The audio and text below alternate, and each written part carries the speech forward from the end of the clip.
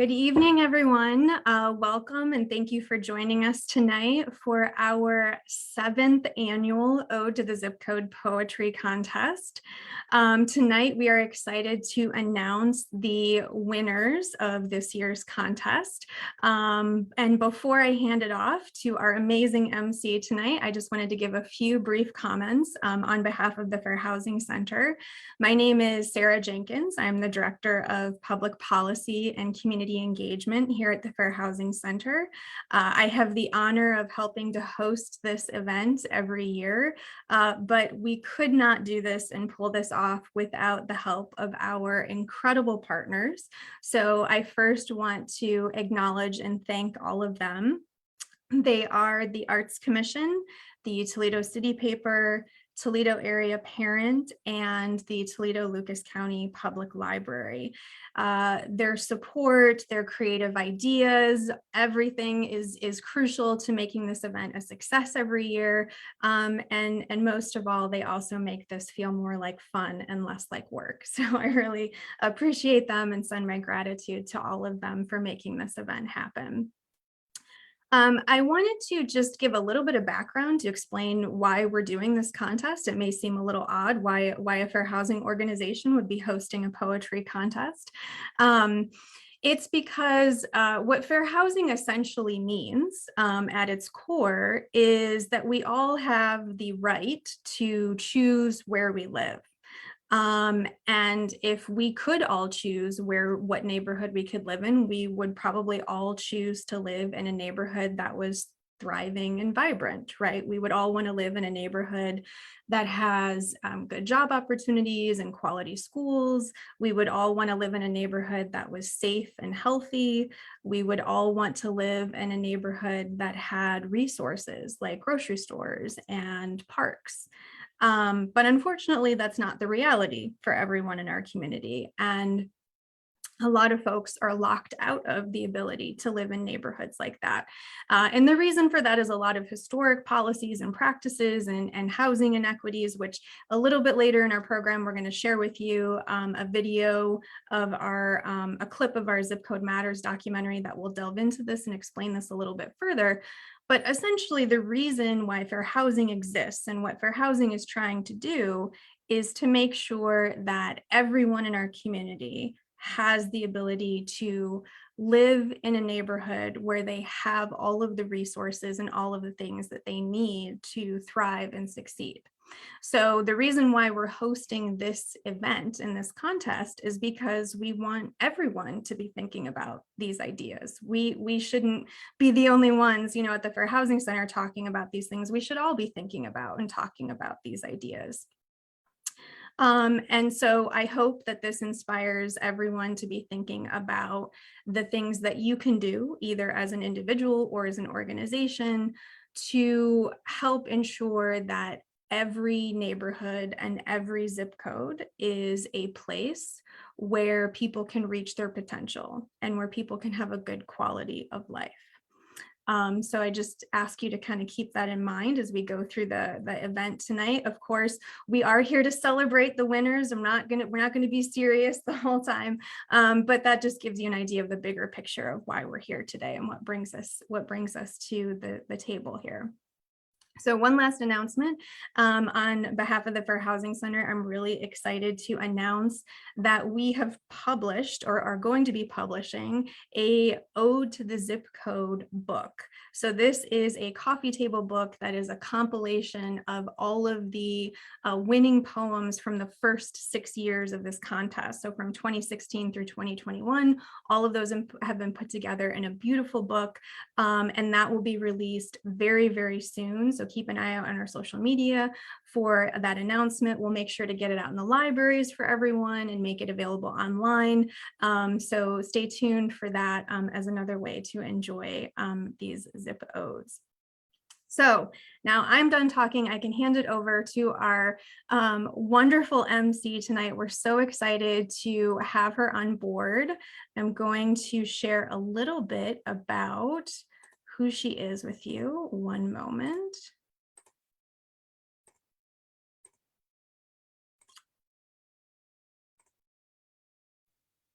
There we go. So Jonie McIntire is our MC tonight. We're so excited to have her with us. Jonie is no stranger to the Ode to the Zip Code Poetry Contest. She's been involved in the contest in one way or another over the years as a finalist, as a judge. She was a judge again with us this year, hosting writing workshops. And so we're really excited to bring her on board this year as our MC. Jonie McIntire is the newly appointed Poet Laureate of Lucas County. She's also the editor of Rust and Glass. Her most recent chapbook is Semi-Domesticated. She's been published in print journals, anthologies, online, and even into cement, if you can believe it. Jonie also hosts a monthly reading series called Uncloistered Poetry. Obviously, more than qualified to be hosting our little poetry contest here tonight. So thank you, Jonie, so much for being here, and take it away. Thank you so very much, Sarah. And thank you to the Fair Housing Center and all of the partners who work together to make tonight possible. I know that it's not quite the same looking at screens and doing these kinds of events on screens, but soon we'll get back to live events. And I'm just so thankful that we were able to do this and that all of these partners get together to celebrate our neighborhoods and to do it using poetry, which I love anything that combines public works with artwork. So, and it's April. So April is National Poetry Month, and also it's National Fair Housing Month. So 419 works not only to just absolutely celebrate our area, and I love how we've just appropriated the 419 as Toledo, even though it's like a huge swath of expanse of space. But it's the perfect time to celebrate our neighborhoods, and not just celebrate, to talk about them. And that's what I love about the poetry that comes out in this event. It really talks about the different neighborhoods, the good and the bad. So here's how the contest works.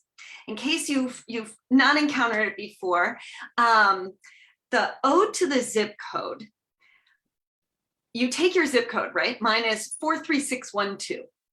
And for each number, that's the number of words that you have on that line. So 4 words in the first line, 6 words, or 3 words in the second line, 6 words in the next line, 1, 2. So it makes it a really accessible way to think about poetry, which is the synthesis of language, and say something about your community. So Toledo area residents write these 5-line poems inspired by their zip code. And we had a lot of entries. We'll get to that later. We have a panel of judges who score each of these poems, and all of those scores are combined to determine who the winners are. The winners receive cash prizes, and I am going to tell you what these cash prizes are because these are significant cash prizes. In the adult category, first place is $500. Second place is $400, third place is $300. For young adults, $400 for first place, $300 for second place, $200 for third, and for kids, $300 for first place, $200 second place, $100 for third place. All I'm saying is, it isn't easy for poets to get that kind of money. So that is a really good reason to get writing your odes for next year right now. Send them in. That is just some serious coin there. Okay. Now we're going to reveal what those top poems are tonight, what those winning poems are tonight, but you also have the opportunity to review some of the top scoring poems in the April edition of the Toledo City Paper. And then in the May edition of Toledo Area Parent, we're going to have a chance to see just those winning ones. So you've got a couple of opportunities to see what kind of made the top tier and then what made the absolute final cut. But there are also other ways to enjoy these zip odes, aside from the book that Sarah had talked about, and I can't wait to see that and get it in our hands. But another way to enjoy those zip odes is there are poetry dots that have been created by the Arts Commission. And there's an installation, you can see this one by Sierra Hines. There's an installation. These dots will be installed in the Uptown area surrounding Uptown Green Park and along Adams Street. And that installation will help guide pedestrians through an artistic scavenger hunt that's going to be going on during July's Art Loop. So we're going to have a really fantastic way of celebrating summer. It's the Summer Spectacular, and they're going to stay there through the fall. So even if you can't make it to that specific Art Loop event, you can still come downtown, have a walk, look around, and have a chance to read some of these celebrations of 43604. And there are actually plenty of opportunities to enjoy poetry in the Toledo area. Specifically, ToledoPoet.com tries to pull together all of the poetry events that are happening in the area. And frankly, if it's not on there, let us know and we'll get it on there. We want to have a calendar that has these kinds of events. Poetry is my great love. And we have a lot of events that we're working on. Writers Shop workshops on the last Tuesday of every month are going to be starting in May at King Road Library. Those will be going to the different branch libraries over time. We're going to have readings at the downtown library every 3 months. We're going to have an ekphrastic writing workshop series. Ekphrastic writing is using other works of art, visual art or music, and then using that as a jumping point for writing poetry. So we're going to have an ekphrastic writing workshop series on the first Tuesday of every month, starting on May 3rd at Sophia Quintero Cultural Center. I have an ongoing column in Mature Living. So every 2 months, there will be a new column there with some writing prompts and sharing some poetry from different area poets.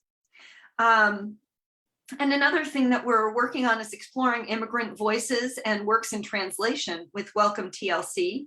That'll be June 16th. And then also another event on September 17th at Sophia Quintero.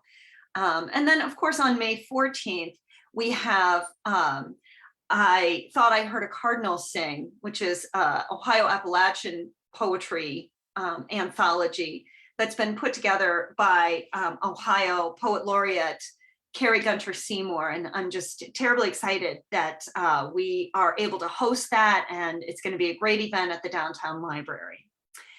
But back to what we're doing right now. Why does zip code matter? What's in a place? As it turns out, your zip code has more impact on your health and well-being than your genetic code does. And I know that seems like a shocking statement, but there are a lot of factors that contribute to how your zip code impacts you. And you're at the right place to take a quick look at what those factors are. We're going to run a quick clip here to share with you just a bit from a longer film. The longer film is called Zip Code Matters, and it's an award-winning film produced by the Fair Housing Center, which explains the connection between where we live and our life outcomes. Let's watch.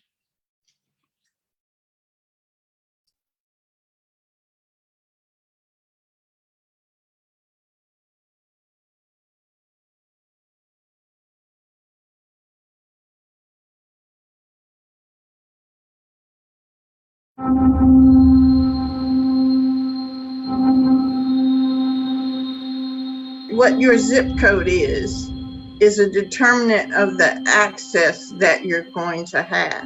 For me, as a social scientist, it makes total sense to me that we've known for a very long time that the environment around us actually shape a good deal of our experiences. And the benefit, I think, of having this conversation about zip code is that it's a trigger device sort of mentally to force us to think about those environments around us.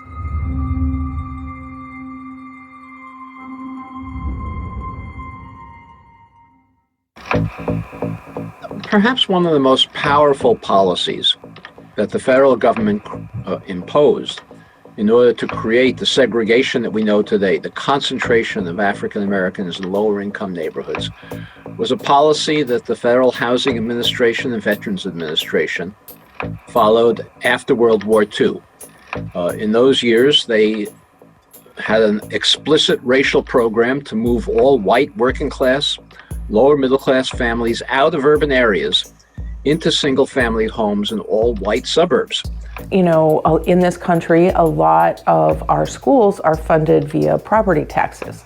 So neighborhoods, zip codes that are higher income, the homes are more expensive, and so the property tax funds generated are greater. Therefore, their schools have access to a larger amount of money. Whereas in a low to moderate income neighborhood, the homes aren't as expensive and therefore don't generate as much property taxes. So those schools are under-resourced. Well, if a child, comes from a school that lacked the resources, then they're starting life already behind. I'm aware of 2 school systems where they red light, green light, and yellow light students when they enter kindergarten, pre-K. They haven't been given a crayon by a school system, and yet they are labeled based on zip code, a red light student, which means no potential, a yellow light student, we might be able to teach them something, and a green light student, they should be prepared and ready to learn. And in one key zip code, 10452, here are some stats. 34% of the population smokes. Over 50% are obese. 42% suffer with high blood pressure. Kids in elementary school through middle school are at a 35% attainment level. The high school graduation rate is below 60%. Within a 1.5 mile stretch that covers 4 train subway stops, there are 3 McDonald's, a Burger King, a Wendy's, a Domino's, and a Little Caesars. Your zip code is a better determinant of your health than your DNA or your genetic code. And I think we've seen that as we look at how this health pandemic has impacted folks more who live in certain neighborhoods than others. I know of people who have actually died. Just think of it in this pandemic because of where you live, which is the result of discriminatory housing patterns. There are people who are now no longer with us. But transportation is another aspect of the disadvantage that many low-income segregated neighborhoods have.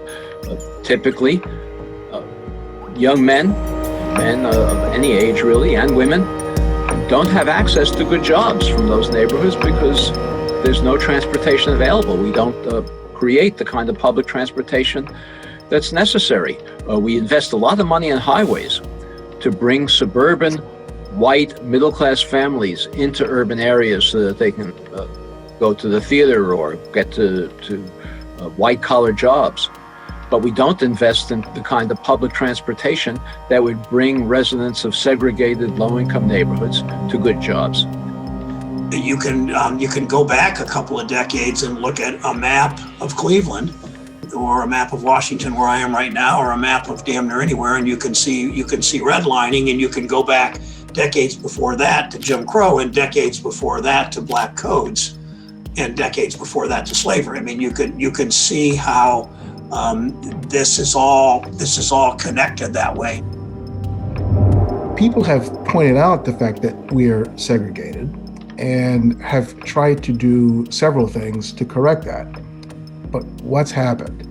Most recently, a year and a half ago, in a zip code that governs the Upper West Side of Manhattan. This is where people who probably make upwards of 150 to millions of dollars a year were being asked to accept into their super high functioning schools 25% of the kids of a neighboring zip code to help. And there was a major uproar amongst the residents of the Upper West Side. Historical patterns have not changed. It's redlining, the impact of redlining, the impact this federal government has had and continues to have in segregating our communities and perpetuating segregation. Zip code is a construction of the post office. It's the efficient way in which they deliver mail. It really doesn't have anything to do with the inequality that we have between the races in this country. It's a nice gimmick to try to tell people that where you live matters, but I would prefer to say not your zip code matters, but your neighborhood matters, because that's what we're really talking about.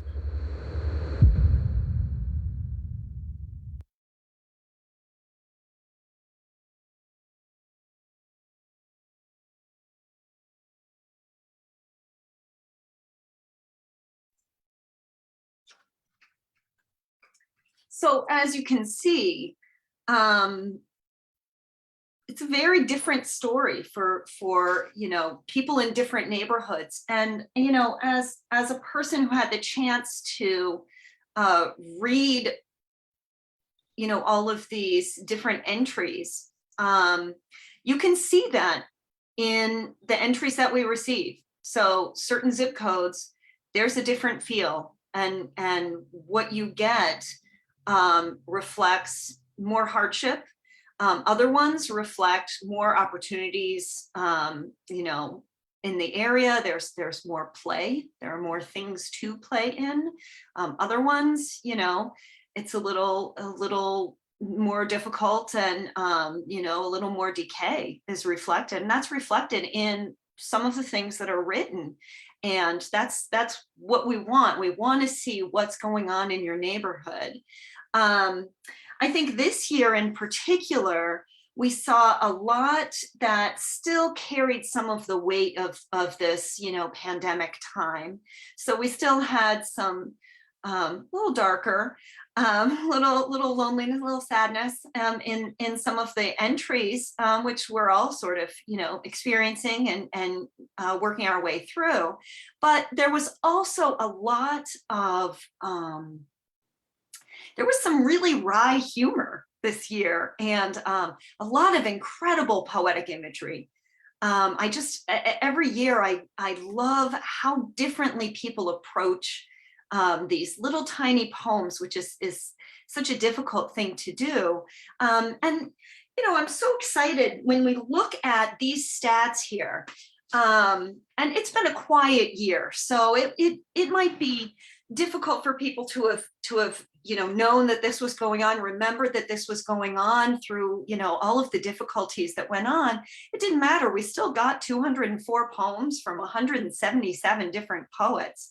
That's a lot. That's a great number from different people.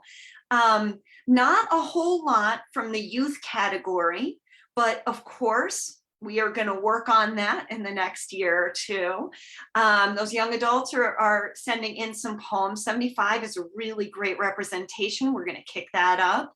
And, I'm really excited about having maybe some more workshops, some more opportunity for people to engage in writing these over the course of the entire year and not just waiting. I love seeing these entries and how different they are.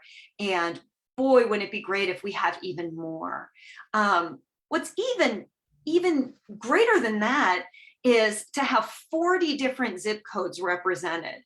That means it's not just, Toledo proper that's paying attention.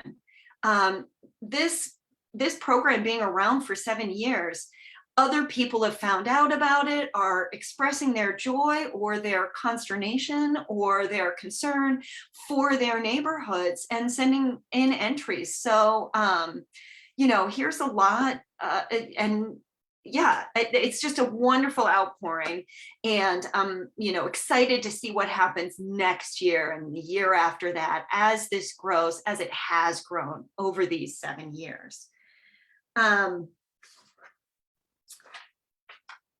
In doing this contest, all of these poems come in and they go to our judges. And this year we had 5 judges total. I was one. Another was David Bush. David Bush was a returning judge. He's founded and has wonderfully run Mad Poets Society and been an incredible leader in the community, not only as an advocate for teens at the library and all over the community, but also in his work with city groups like the Youth Empowerment and Engagement Committee for the Human Relations Committee. Our next judge, Lucas Camuso-Stall, is a new judge this year. He joins us from the Toledo Lucas County Library as well. He is their current Director of Government Relations and Advocacy. And when you look at all of the communities our library system serves and all of the varied zip codes, his job is no small task. He works very hard to make sure everybody has the access to resources that they need. Our next judge is Allison Fiscus. She is a new judge as well. As the Adult Services Coordinator for the library, she is deeply embedded in understanding the different neighborhoods that need to be served. Also, she was an art major before she moved into library science, and I always respect combining art background with public work. And our final judge is Sandra Rivers-Gill, seen here, being humble.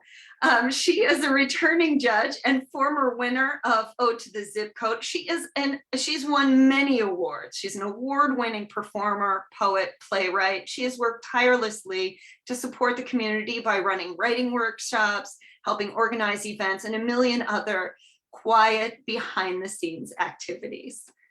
And I'm just humbled to be in this group with these 4 other people. What a wonderful set of judges. Very excited about that. But you didn't sign up. You didn't log into this just to hear about the judges. You want to know who won. And now let's get to our winners. We're going to start with our youth category. And our 3rd place winner in the youth category with zip code 43560 is Xavier Otting.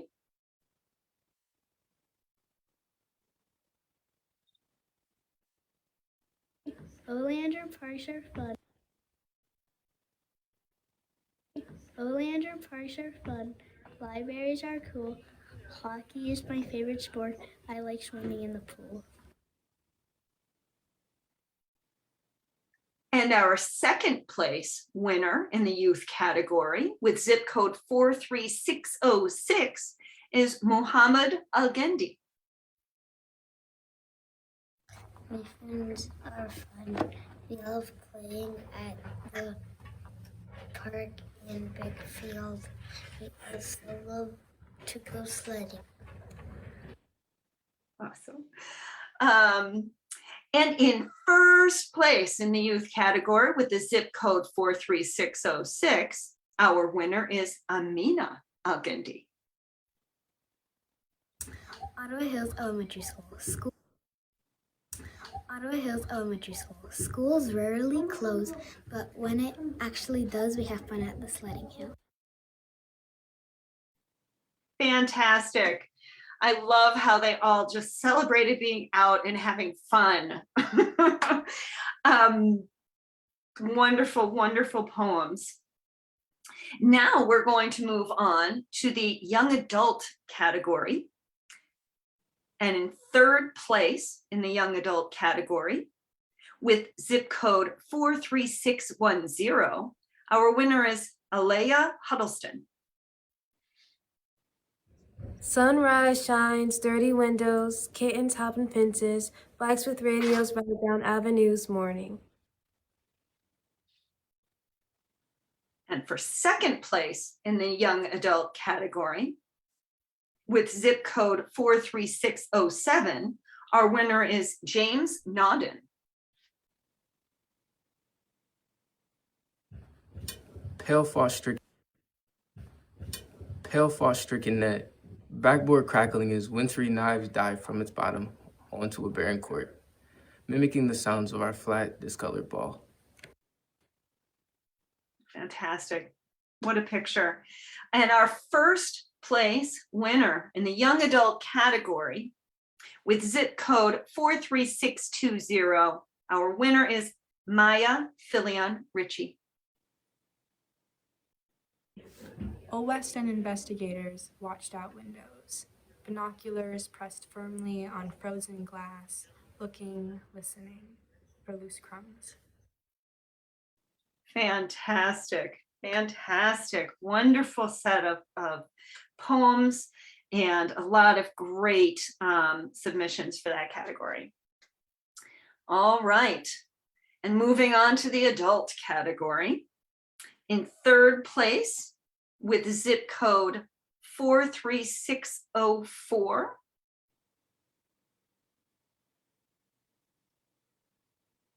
our very own Hunter Prey. Heart of the city, our Tatum space, blending church steeples and skyscrapers alike. Holy Toledo begins here. Fantastic. In second place in the adult category with zip code 43612, our winner is Mason Mikulak. The raccoon trots over worn, broken asphalt raised by thick tree roots and into the sewer. Yeah, I think I know that. I think I know that raccoon. And in first place for the adult category with zip code 43608, MARIAH Horton. And I'm going to read this really quickly because we were fortunate enough to get a testimonial from her, but I feel like it's worth reading her poem aloud before we hear her testimonial. 43608, 4 abandoned houses nearby, 3 wrecking balls, 6 neighbors breaking in new soil, 0 abandoned houses, 8 garden beds, bringing food security to us. We were fortunate enough to get a little bit of a testimonial from MARIAH about her poem. She and her husband, Jason, lead True North Ministries, and they live in a neighborhood that has experienced challenges. They've used those challenges as an opportunity to strengthen and unify their community by building a community garden and sharing it with their neighbors. Let's hear their story.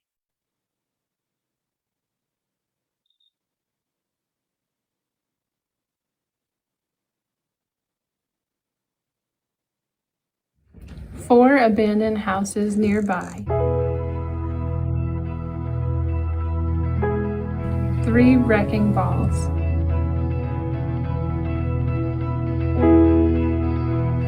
6 neighbors breaking in new soil. 0 abandoned houses. 8 garden beds bringing food security to us.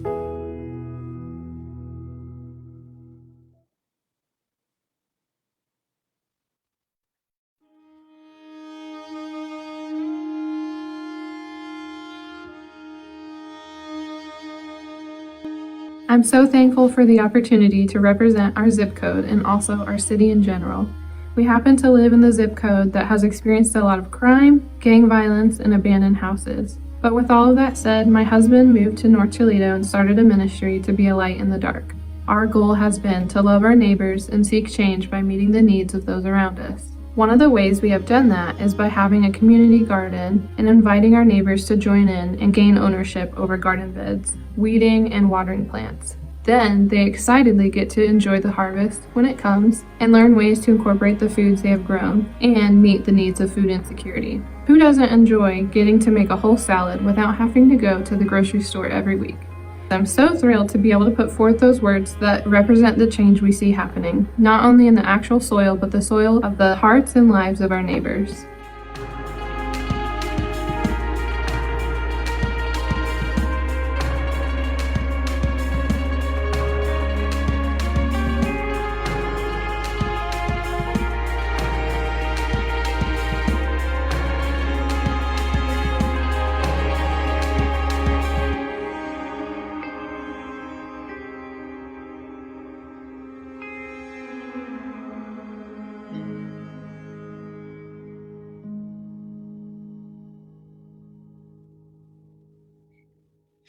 And we also had a chance to hear from her husband, Jason Horton.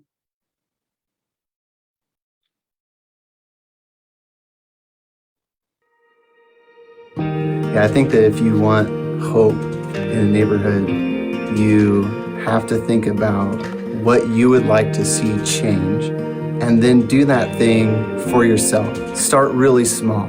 You like to see less trash in your neighborhood, then try picking up the trash that blows onto your property. And the next step towards that is try to find something small to do for your neighbor. Some way, some small actionable step you can take into making their lives better. Because it doesn't have to be fantastic. You don't have to do some great program or be a nonprofit to be a neighbor that invigorates your neighborhood with hope. You don't have to build a huge community garden. You can grow enough tomatoes for yourself and the next person. And by doing that, you're passing on the hope that there's something that is indeed outside of yourself that invigorates hope in the neighborhood setting.